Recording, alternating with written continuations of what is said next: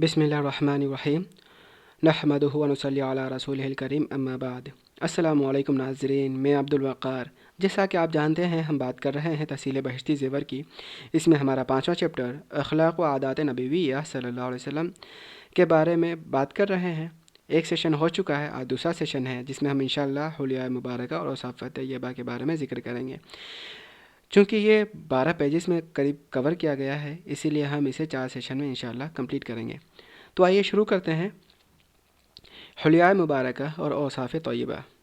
Number 1، بہقی نے حضرت براء بن عازب سے روایت کیا ہے کہ آپ صلی اللہ علیہ وسلم سب سے زیادہ حسین اور سب سے زیادہ خوش اخلاق تھے، نہ بہت لمبے تھے نہ پستہ قد تھے۔ نمبر 2، ابن سعد نے اسماعیل بن عیاش سے روایت کیا ہے کہ آپ صلی اللہ علیہ وسلم لوگوں کے تکلیف دینے پر سب سے زیادہ صبر فرماتے تھے۔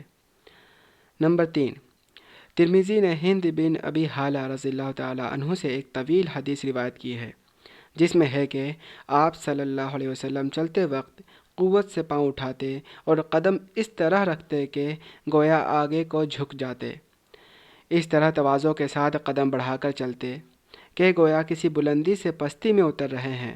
جب کسی چیز کی طرف دیکھتے تو پورا رخ پھیر کر اس کی طرف دیکھتے، نگاہ نیچی رکھتے تھے۔ آپ صلی اللہ علیہ وسلم کی نظر بنسبت آسمان کے زمین کی طرف بہت زیادہ رہتی تھی، اور آپ صلی اللہ علیہ وسلم صحابہ کرام رضی اللہ تعالی عنہم کے پیچھے چلا کرتے تھے۔ آپ صلی اللہ علیہ وسلم کی عام عادت مبارکہ کن اکھیوں سے دیکھنے کی تھی؟ مطلب یہ ہے کہ انتہا درجے کی حیا کی وجہ سے پورا سر اٹھا کر اور نگاہ بھر کر نہیں دیکھتے تھے۔ جب کوئی شخص آپ صلی اللہ علیہ وسلم سے ملتا تو پہلے آپ صلی اللہ علیہ وسلم ہی اس کو سلام کرتے تھے۔ نمبر 4، ابو داؤد نے حضرت جابر رضی اللہ تعالی عنہ سے روایت کیا ہے کہ آپ صلی اللہ علیہ وسلم کے کلام میں ترتیل ہوتی تھی، یعنی آپ ٹھہر ٹھہر کر بات چیت فرماتے تھے تاکہ مخاطب اچھی طرح سمجھ لے، لیکن اس قدر ٹھہر ٹھہر کر نہیں جس سے مخاطب اکتا جائے۔ ایک حدیث میں آیا ہے کہ آپ صلی اللہ علیہ وسلم ایک بات کو 3 بار دہرایا کرتے تھے۔ غرض یہ ہے کہ آپ صلی اللہ علیہ وسلم موقع کے مطابق نہایت عمدہ طریقے سے گفتگو فرماتے تھے۔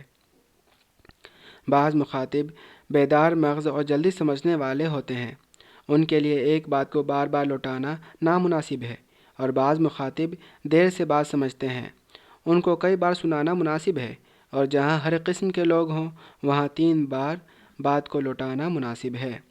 اس لیے کہ بعض اعلیٰ درجہ کے سمجھدار ہوتے ہیں، وہ پہلی ہی دفعہ سمجھ لیں گے، اور بعض اوسط درجے کی سمجھ رکھتے ہیں، وہ 2 بار کہنے سے سمجھ لیں گے، اور بعض غبی ہوتے ہیں، وہ 3 بار کہنے سے بخوبی سمجھ لیں گے، اور اگر کہیں اس مقدار سے بھی زیادہ کی ضرورت ہو تو خوش اخلاقی کی بات یہ ہے کہ اس سے بھی دریغ نہ کرے۔ جناب رسول مقبول صلی اللہ علیہ وسلم کو خوش اخلاقی کا اعلیٰ ترین درجہ عطا ہوا تھا، جو نہ کسی کو پہلے میسر ہوا اور نہ آئندہ میسر ہوگا۔ خوش اخلاقی کا برتاؤ بہت بڑا کمال ہے۔ حضور صلی اللہ علیہ وسلم کی عادت مبارک یہ تھی کہ آپ صلی اللہ علیہ وسلم کام خود کرتے تھے، اس میں خوب اچھی طرح قواعد کی پابندی فرماتے تھے، اور دوسروں سے اگر ان امور میں غلطی یا کوتاہی ہوتی تھی تو ڈانٹتے نہ تھے، البتہ ان کی اصلاح کی غرض سے باقاعدہ اہتمام کرتے اور نرمی سے نصیحت فرما دیتے تھے۔ نمبر 5، ابو داؤد رحمہ اللہ تعالیٰ نے حضرت عائشہ رضی اللہ تعالیٰ عنہا سے روایت کیا ہے کہ رسول مقبول صلی اللہ علیہ وسلم کا کلام جدا جدا ہوتا تھا، جو شخص اس کو سنتا تھا سمجھ لیتا تھا۔ نمبر 6، بہقی رحمہ اللہ تعالیٰ نے حضرت عائشہ رضی اللہ تعالیٰ عنہا سے روایت کیا ہے کہ رسول اللہ صلی اللہ علیہ وسلم کو تمام بری عادتوں میں سے جھوٹ سب سے زیادہ ناگوار ہوتا تھا۔ نمبر 7، بہقی، ابو داؤد اور نسائی رحمہ اللہ تعالیٰ نے حضرت انس رضی اللہ تعالیٰ عنہ سے روایت کیا ہے کہ آپ صلی اللہ علیہ وسلم کو سب کپڑوں میں یمنی چادر سب سے زیادہ پسند تھی، جس میں کئی رنگ ہوتے ہیں، اور عزیزی رحمہ اللہ تعالیٰ نے ابن ارسلان رحمہ اللہ تعالیٰ سے اس کپڑے کے پسندیدہ ہونے کی یہ حکمت نقل کی ہے کہ وہ کپڑا بہت زیادہ زینت والا نہیں ہوتا بلکہ سادہ ہوتا ہے، اور وہ میلا بھی کم ہوتا ہے۔ نمبر 8، بخاری اور ابن ماجہ رحمہم اللہ تعالیٰ نے حضرت عائشہ رضی اللہ تعالیٰ عنہا سے روایت کیا ہے کہ رسول اللہ صلی اللہ علیہ وسلم کو وہ عبادت زیادہ محبوب تھی جو ہمیشہ ادا ہو سکے، یعنی نماز وغیرہ نفلی عبادت اس قدر کرنی چاہیے جس کی پابندی کر سکے، یہ نہیں کہ ایک دن تو بہت زیادہ عبادت کر لی اور دوسرے دن کچھ بھی نہیں کیا۔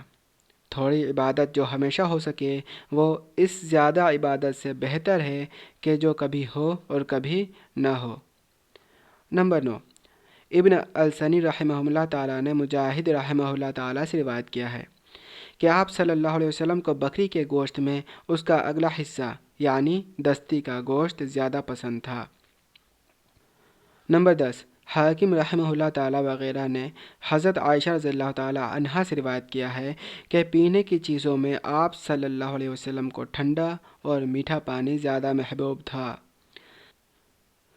نمبر 11، ابن السنی اور ابو نعیم رحمہ اللہ تعالیٰ نے حضرت عائشہ رضی اللہ تعالیٰ عنہا سے روایت کیا ہے کہ آپ صلی اللہ علیہ وسلم کو پینے کی چیزوں میں شہد کا شربت بہت زیادہ محبوب تھا۔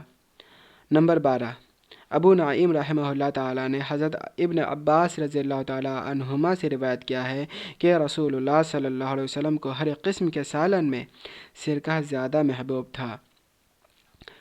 نمبر 13، مسلم رحمہ اللہ تعالیٰ نے حضرت انس رضی اللہ تعالیٰ عنہ سے روایت کیا ہے کہ آپ صلی اللہ علیہ وسلم کو پسینہ زیادہ آتا تھا، اور عزیزی میں ہے کہ حضرت ام سلیم رضی اللہ تعالیٰ عنہا رسول اللہ صلی اللہ علیہ وسلم کے پسینہ کو اکٹھا کر لیتی تھیں اور دوسری خوشبو میں ملا لیتی تھیں کیونکہ وہ خوشبودار ہوتا تھا۔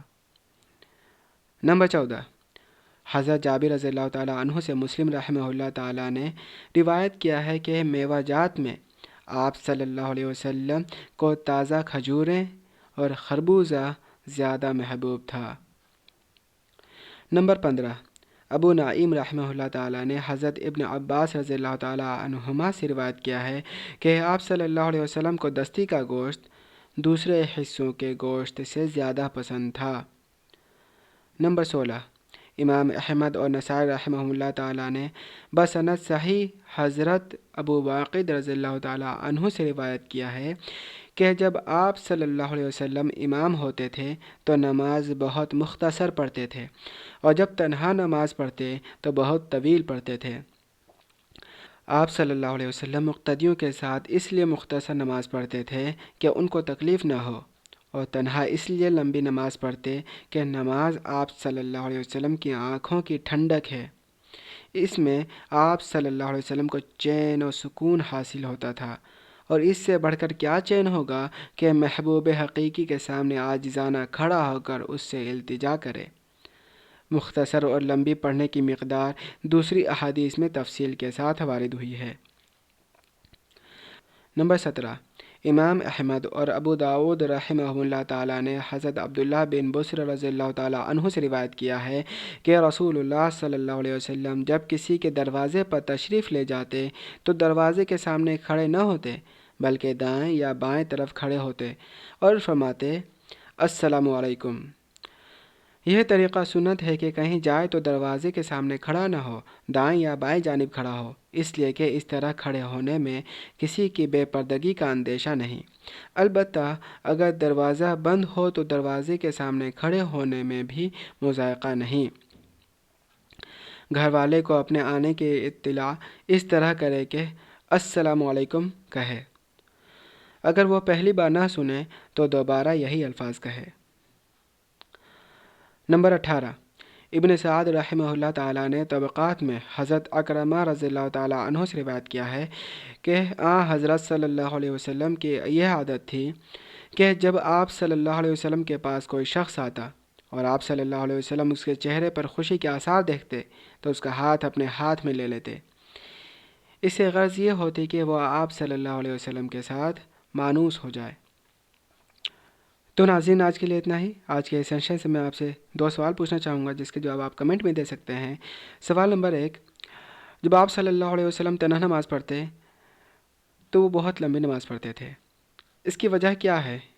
سوال نمبر 2، جب آپ صلی اللہ علیہ وسلم کسی دروازے پر جاتے تو ان کا عمل کیا ہوتا؟ تو ناظرین، اگر آپ کو ہمارا یہ سیشن پسند آتا ہے تو آپ اس کو لائک شیئر سبسکرائب کریں، اور اللہ تعالیٰ سے دعا ہے کہ اللہ تعالیٰ ہم سب کو حق بات کہنے کی، سننے کی، سمجھنے کی اور اس پر عمل کرنے کی توفیق عطا فرمائے۔ ملتے ہیں اگلے سیشن میں ناظرین۔ السلام علیکم ورحمۃ اللہ، وآخر دعوانا ان الحمد للہ رب العالمین۔